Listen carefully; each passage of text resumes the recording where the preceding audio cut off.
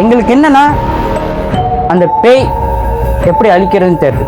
ஆனால் அடைச்சி வைக்க மட்டும்தான் எங்களால் முடிஞ்சு. ஆனால் சார், ஆனால் இப்போ ஒரு தப்பு நடக்குது. என்ன தப்பு? அந்த பேய் வெளியே வந்துருச்சு. அந்த உருவத்தை நான் கண்ணால பார்த்தேன். யாரு கொண்டிருப்பாங்கன்னு மட்டும் எனக்கு தெரிஞ்சா மட்டும் போதும். அவங்கள கொண்டு போய் முன்னாடி எடுத்தாலும் அந்த பேய்க்கான சான்றை அடையும். அந்த பேயும் அங்க இருந்து கிளம்பும். இதுதான் ஒரு வழி அப்படின்னு முடிச்சு விட்டுறாங்க.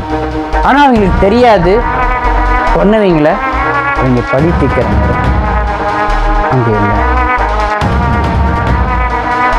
என்னவா இருக்குன்னு அவங்க யோசிக்க